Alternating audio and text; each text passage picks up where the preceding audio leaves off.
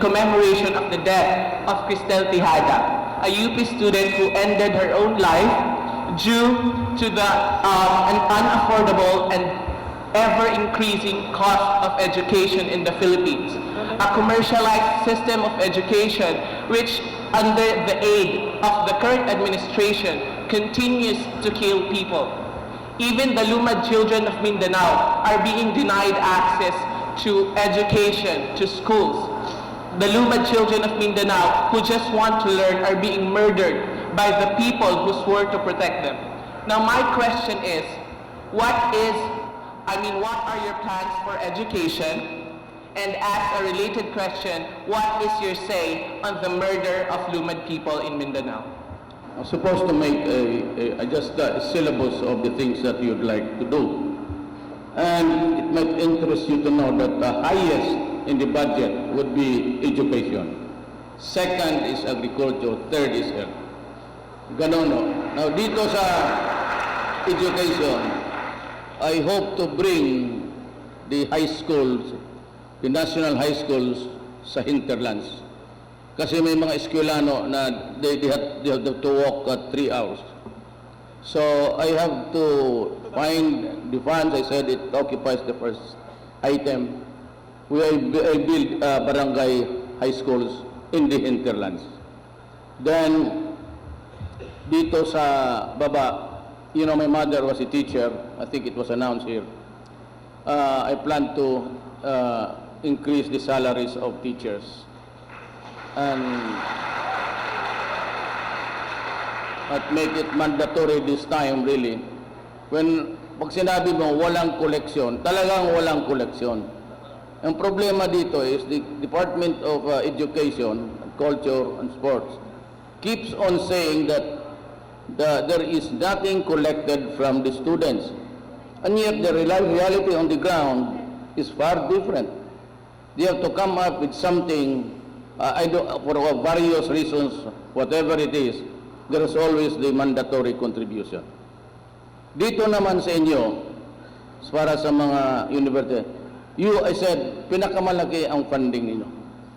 So I will see to it that the funding even, hindi lang UP, all public institutions will get the lion's share sa ating budget. Then, the Lumads, ganito yan eh. Para maintindihan ninyo.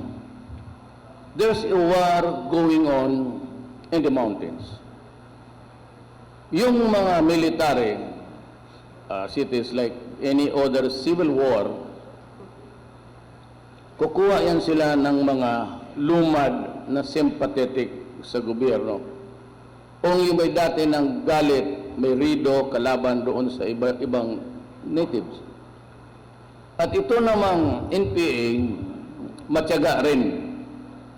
Nakukuha rin nila yung ibang mga dato na ginagawa rin nilang milisya nila. So ang labas niyan, yung mga lumad ang naging pawn dyan sa away. Isang dato, galit siya sa isang dato kasi pinatay niya ito, patayan niya.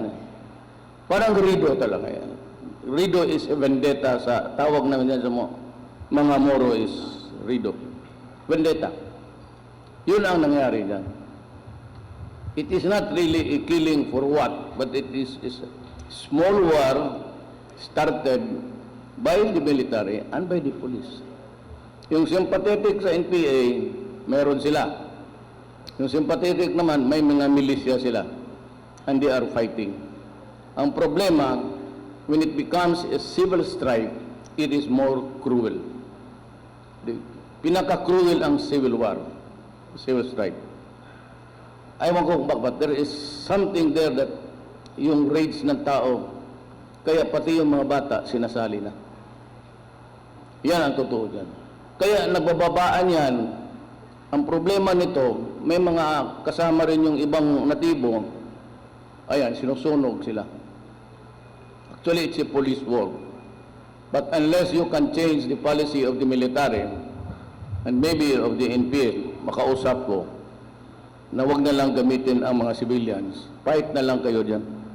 the regulars, and the army to army kayo. New People's Army, Armed Forces of the Philippines, Philippine Army. Yan kung bakit nagkaganoon may mga namatay. That's the reason why.